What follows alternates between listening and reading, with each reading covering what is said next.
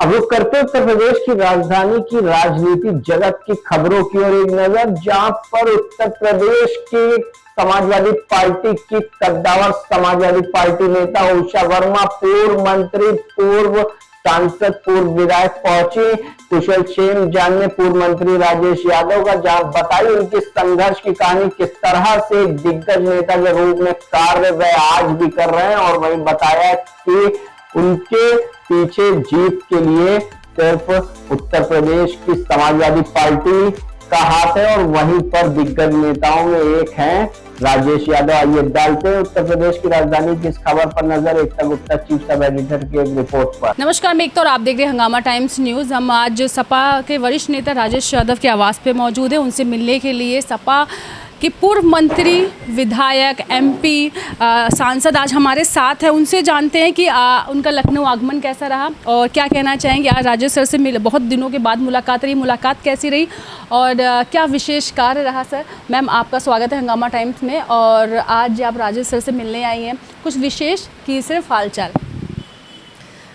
हमारे हरदोई जनपद के जिला समाजवादी पार्टी के जिला अध्यक्ष रहे हैं राजेश जी, पूर्व मंत्री रहे हैं और काफ़ी लंबा हम लोगों का राजनीतिक साथ रहा है। तो मुझे उनके स्वास्थ्य के बारे में मालूम जानकारी हुई, का स्वास्थ्य खराब है, तो मैं उनसे मिलने के लिए उनके आवास पर आ जाई हूँ। कुछ समय पहले हमने देखा था शिवपाल जी भी आए हुए थे सर का स्वास्थ्य जानने के लिए, और आप लोग भी आए हुए हैं। तो एक आप लोग समाजवादी पार्टी से उस दौर से आप लोग जुड़े हुए हो, वो स्नेह, वो प्यार है जो आज तक आप लोगों के एक डोर में बांधे हुए है। देखिए, माननीय नेताजी का बहुत आशीर्वाद हमारे परिवार पर रहा है। विशेषकर मेरे फादर इन लॉ थे, वो भी 7 बार विधायक रहे, 2 बार सांसद रहे, मंत्री रहे। मेरी मदर इन लॉ भी विधायक रही। तो ये उन्हीं की जो थी कर्मभूमि, ये मेरा सौभाग्य है कि वहीं से मैं सांसद, विधायक, और मैंने अपनी राजनीति जो पब्लिक चुनाव, सबसे छोटा चुनाव होता है क्षेत्र पंचायत का, उसकी मैंने शुरुआत की सन 95 में। क्षेत्र पंचायत सदस्य रही, ब्लॉक प्रमुख रही। उसके बाद 98 में माननीय नेताजी ने मुझे घर से निकाला और लोकसभा की सबसे बड़ी पंचायत उसमें मुझे पहुंचाया उन्होंने। हालांकि जो मेरा पहला टर्म था लोकसभा का, बहुत शॉर्ट पीरियड था, मात्र 13 महीने में सांसद रही और 1 वोट से सरकार गिरी थी बीजेपी की। और उसके बाद फिर विधायक, समाजवादी पार्टी की सरकार बनी, माननीय नेताजी ने मंत्री बनाया। उसके बाद 2004 में फिर लोकसभा का चुनाव लड़े, वो जीते। उसके बाद फिर सेकंड टर्म 2009 वाला चुनाव जीते। जनता ने भरपूर प्यार दिया आपको, जनता ने आपको एकदम खुली बाहों से स्वागत किया, आपने वहाँ काम भी बहुत किया है। लेकिन आजकल जो राजनीति में बदलाव देखने को मिला है, ये बहुत खबरों में बहुत तेज़ी से वायरल हो रहा है कि जो वोट चोरी को लेकर, तो आपको लगता है कि आवाज़ तो बहुत पहले से उठाई जा रही थी वोट चोरी को लेकर, लेकिन अब इस पर कुछ काम शुरू हुआ है, जिसमें अभी यात्रा भी चल रही है, जिसमें सभी लोग मौजूद हैं, जैसे अखिलेश जी भी हैं, राहुल जी भी हैं। तो जो बिहार में यात्रा चल रही है वो तो वोटर अधिकार को लेकर, तो आप किस तरह से देखती हैं मैम, जब आपको पता चला एक कॉन्फ्रेंस में राहुल गांधी ने जो खुल के चुनाव आयोग को एक चुनौती दी थी, इसको किस तरह से देखती हैं? 2014 का चुनाव हम लड़े लोकसभा का, और जब उसमें हार हुई तो ये उस समय ये समझ ही नहीं आया है कि इतना अच्छा माहौल था, इतना जनता इतना चाह रही है, और उस समय नहीं समझ में आया कि ये वोट कहाँ गया। उसके बाद फिर से अभी विधानसभा के चुनाव 22 का चुनाव हुआ, तब भी ऐसा लग रहा था कि पूरा माहौल था, समाजवादी पार्टी की सरकार बनेगी। और फिर अब ये समझ में आया है कि वास्तव में कहीं ना कहीं ये वोट चोरी हो रहा है, जिसकी वजह से हम लोग कमज़ोर हुए। हालांकि अभी जो चुनाव हुआ 2024 का, उसमें 37 सीटें समाजवादी पार्टी की निकल कर के आई। अगर ये वोट चोरी नहीं हुआ होता तो हम लोग नंबर एक पर तो वैसे भी रहे लोकसभा में, लेकिन बहुत ज़्यादा सीटें निकल कर के आती, और हमारी सीट भी जो हारी है बहुत कम वोटों से हारी। तो कहीं से भी 1% भी उम्मीद नहीं थी कि ये चुनाव हमारा लूज़ होगा। तो ये वोट चोरी हुआ है और अब तो बिल्कुल प्रमाणित हो गया है इस चीज़ के लिए। चुनाव के समय जनता को विश्वास नहीं होता कि आप उस चुनाव में, सबको यकीन था कि आप उस चुनाव को जीतोगी, जी, जनता को भी यकीन नहीं था। जनता भी और हमारे राष्ट्रीय अध्यक्ष जी के बिल्कुल श्योर थे। वो बाद में भी मेरे जब वो मिले, उन्होंने यही कहा कि हमने तो बिल्कुल जीत को अपनी रजिस्टर में बिल्कुल नंबर 1 पे जीत में लिखा था, और जनता को भी विश्वास नहीं हुआ कि सभी नेताओं को, मतलब कहीं से भी ऐसी उम्मीद नहीं थी कि हमारी सीट ये हारेगी। और हरदोई की 2 सीटें थी लोकसभा की, दोनों ही बहुत मजबूती से जीत रही थी। और इसके अलावा और भी सीटें, अभी फर्रुखाबाद की सीट तो बहुत ही कम वोटों से हारी है, मात्र 2500 से हारी। तो बहुत सी सारी सीटें ऐसी थी समाजवादी पार्टी की, वो वोट जो चोरी हुआ है उसी की वजह से हमारी सीटें थोड़ी। इस खुलासे के बाद कहीं ना कहीं ये बात है कि जनता ने भी सोचने पे मजबूर हो गई है कि जो कहा जाता है सच है, वोट चोरी जो कहा जा रहा था वो सत्यता है, कोई भ्रम नहीं है। ये उस समय इसको एक नाम नहीं दे पा रहे थे ना कि वोट कहाँ, अब वो प्रूफ हो गया कि हाँ वोट किस तरह से चोरी किया। अब एक एक घर में इतने जो अभी आया है, जो हाँ कि एड्रेस भी सही नहीं है, और एक ही के नाम से एक घर में 100 वोट निकल रहे हैं, जो कि संभव ही नहीं है। तो ये हम लोग सोचते थे कि ऐसा कैसे हुआ, कहाँ चला गया वोट। पूरे गांव हम जाते हैं, पूरा गांव, और वो भी विपक्ष में रह करके पूरा गांव इकट्ठा हो रहा है, सब लोग चाह रहे हैं कि समाजवादी पार्टी को वोट देंगे, और जब वोट खुले तो उसमें ये हुआ कि कमज़ोर हो गया। मैम, जैसे गीता होने के नाते बहुत लंबा समय आपने समाजवादी पार्टी में गुजारा है और हर एक चीज़ में आप जुड़ी हुई हैं। पूजा पाल जी का जो आया, जिनको निकाला गया, निष्कासित किया गया, तो उन्होंने अभी हाल ही में एक लेटर लिखा था। उन्होंने कहा मुझे जो जान का खतरा, मुझे कुछ हो जाता है, उसके सीधे जिम्मेदार अखिलेश यादव हैं। तो आपको क्या लगता है मैम कि जो निकाला गया है, जब पार्टी से निकालने के बाद ऐसी बातें करता है, क्योंकि आपने एक लंबा समय बिताया महिला नेता होने, महिला मंत्री होने, तो बहुत लंबा समय बिताया, बहुत देखा आपने, तो क्या कहना चाहेंगे मैम ऐसे जो लोग निकाले जा रहे हैं, फिर जो बाहर जाके ऐसी बातें करते हैं? देखिए, समाजवादी पार्टी में महिलाओं का बहुत सम्मान है। हमारे नेताजी ने भी और हमारे राष्ट्रीय अध्यक्ष माननीय अखिलेश यादव जी ने महिलाओं को बहुत सम्मान दिया, बहुत आगे बढ़ाने का भी उन्होंने काम किया है। अभी जो आप पूजा पाल जी के बारे में बता रही हैं, तो वो पहले बसपा से विधायक थी।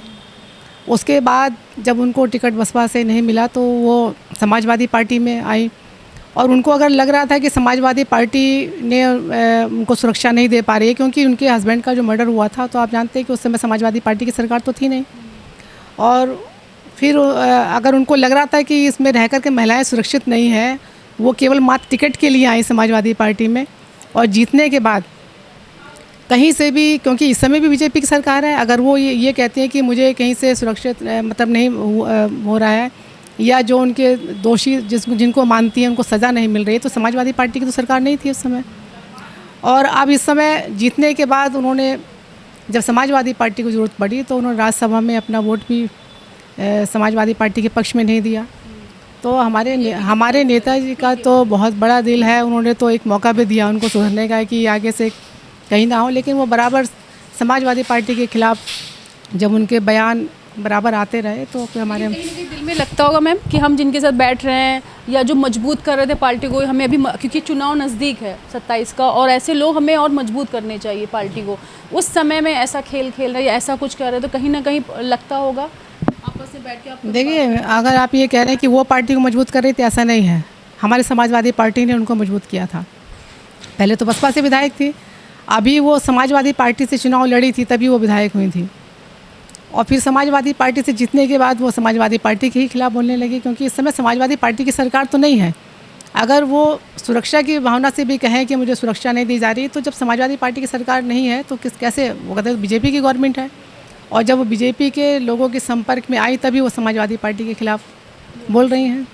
अच्छा, सबसे बड़ी जैसे हम बात करते हैं कि 2027 चुनाव है और पीडीए ने हर तरफ एक तहलका मचा रखा, हर जगह पीडीए की बात होती है, पीडीए को लेकर बहुत काम हुआ, पीडीए की बात करते हैं, कहीं ना कहीं पीडीए से बीजेपी भी थोड़ी घबराती है हर चीज़। तो किस तरह देखती है मैम पीडीए यात्रा, जो पीडीए को लेकर अखिलेश जी सोचते हैं, बात करते हैं, तो क्या लगता है पीडीए एक बहुत बड़ी एक पूंजी है जो इस 2027 का चुनाव के ताला खोल देगी?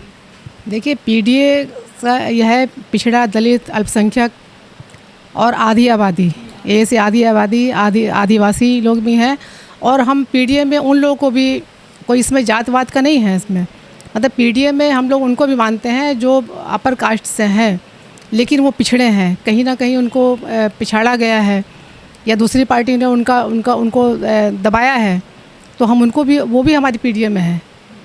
अब माननीय जनेश्वर मिश्र जी थे, माननीय नेताजी ने मतलब उनका बहुत सम्मान करते थे, उनको राज्यसभा में, लोकसभा में भी रहे, और नेताजी उनकी बहुत, आप जानते हैं कि उनको जनेश्वर मिश्र पार्क उनके नाम से बना है।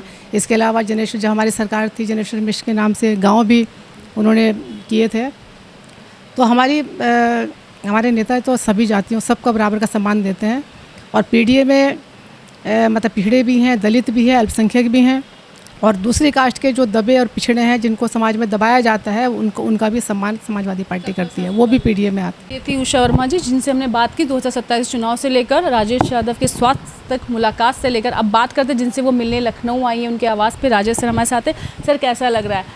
शिवपाल जी मुलाकात करने आए, आज खुद उषा वर्मा जी मिलने आई हैं, क्या फीलिंग, क्या कहना चाहिए सर? देखिए, ये एक मानसिक रिश्ता होता है।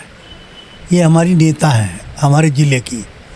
आप पूरे हिंदुस्तान के कुछ भी बन जाएं, मैं तो आपको पता है मैं साउथ एशिया का भी चेयरमैन हूँ, लेकिन नेता जब होती है तो हमको उषा वर्मा नज़र आती है, क्योंकि इनके अंदर बहुत बड़ा व्यक्तित्व है। जब पहली बार चुनाव जीती तो अपने इसी बच्चे को लेके हम लोग नुमाइश देखने गए थे। कोई नहीं था कि चुनाव के एक दिन पहले बाद में हार जीत होगी, क्या होगी, लेकिन इनका पारिवारिक परिवार है। जो इनके ससुर थे वो हरदोई के बहुत मजबूत स्तंभ थे। इनके जेठ भी विधायक रहे, इनकी सास भी विधायक रहे, और इनके चाचा, सगे चाचा भी रुड़की से विधायक हुए, सांसद हुए। तो मैं ये शब्द करके आज वो हमको देखने आई। यहाँ पर उदय प्रताप सिंह की भांजी जो हमारी पत्नी है, इन्होंने बड़ी इच्छा थी कि घर पे आए, इसलिए स्कूल से उठ के मैं यहाँ आ गया। तो ये होता है कि परिवार के अंदर पूरा राजनीतिक परिवार है। इनके मौसा जी गवर्नर रहे, गुजरात के सांसद रहे, और सगे ताऊ जी विधायक जसराना रहे। तो राजनीतिक परिवार इनका भी है। लेकिन मुझे राजनीति में लाने का श्रेय बहुत कुछ माननीय शिवपाल सिंह यादव को है। अभी परसों नरसों जब आए थे तो बच्चों की तरीके से हमको खिला रहे थे, आप तो मौजूद थी। तो उनका ये चीज़ देख के मुझे बड़ा अच्छा लगा, और उनके कंधे पे रख के हमने सर पे फ़ोटो खिंचाई, आप ही लोगों ने खींची होगी। तो मुझे लगा कि कोई हमारा परिवार का है। तो बताएं, आपकी जेठानी का बेटा ख़त्म हो गया था। हमको माननीय शिवपाल सिंह ने स्वयं कहा कि अखिलेश जी आ रहे हैं, राजेश चले जाओ, और मैं आदेश को मानते हुए तुरंत आपके घर पे गया।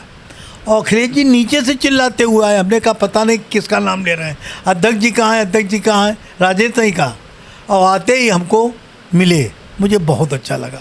बस उस दिन से हमको उनका अभी हमारे यहाँ के सांसद हैं प्रतापगढ़ के, उनकी शादी में कितनी भीड़ में हम दोनों लोग थे, और वहाँ से हमने कह दिया अध्यक्ष जी, मुख्यमंत्री जी, तुरंत घेरा तोड़ के आए और अपने घेरे में रखा। तो वो महान व्यक्ति हैं। और नेताजी तो पता है आपको, 2 बार मंत्री का दर्जा दिया हमको, और देने के बाद भी एक बार फ़ोन से नहीं बताया, बिलग्राम में किसी ने आके बताया। तो वो महान व्यक्तित्व थे। और नेताजी और आदरणीय MP साहब और हम जब ये बीमार हो गई, थोड़ा सा कान में परेशानी हो गई, तो नेताजी किस तरीके से, बल्कि लालू यादव भी उसी समय आए उनके आवास पे। तो मैंने ये जीता जागता देखा है। लोग कहते हैं कि आप सपा के दीवाने हैं, हमको सपा के नहीं, हम नेताजी के दीवाने हैं। वो सपा रखें या कोई भी नाम रखें। और माननीय शिवपाल जी तो आपके सामने कह गए कि हमारे परिवार का बहुत ही महत्वपूर्ण सदस्य है। तो इतना बोलना अपने आप में बहुत है। और मैं बताना चाहता हूँ, आपकी बात का ही उत्तर देना चाहता हूँ कि समाजवादी पार्टी की सरकार इस समय ज़रूर आ रही है। हरदोई में 80% सीटें समाजवादी पार्टी जीत रही है, और मारामारी बची हुई है।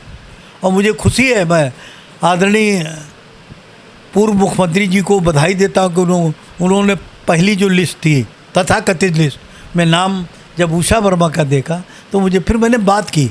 हमको एक लिस्ट निकली है, असली नकली, कहीं हमारे यहाँ से असली निकलती है, नकली नहीं। और बहुत ही अच्छे व्यक्ति हैं। नेताजी के 100% मैंने कल भी कहा, परसों भी कहा था जब शिवपाल जी आए थे, 100% गुण हैं उनके अंदर। हर चीज़ का हमारा उत्तर देते हैं। हम कोई भी अगर उनको मैसेज देते हैं तुरंत उत्तर आता है। तो ये उनकी मानता है। तो नेताजी की बनाई गई पार्टी है। शुरुआती नेताओं ने इसे और मजबूत बनाया है, और लेकिन जब भी किसी का स्वास्थ्य खराब होता है, जब भी किसी को एक दूसरे की ज़रूरत पड़ती है, तो एक हाथ नहीं कई हाथ उठते हैं, कई हाथ आगे बढ़ते हैं, सपोर्ट मिलता है। 2027 के चुनाव तो नज़दीक है, लेकिन उससे पहले आपसी प्रेम, आपसी साथ और पार्टी को मजबूत करने के लिए जो विकास की बातें होती हैं वो यही नेता करते हैं। कितना भी पुरानी पार्टी हो जाए, लेकिन पार्टी मजबूत तभी होती है जब पार्टी के नेता इस तरह से प्रेम में हो, एक दूसरे के आदर सम्मान में। तो बने रहिए हंगामा टाइम्स। मैं एकता आपसे चाहती हूँ। नमस्कार।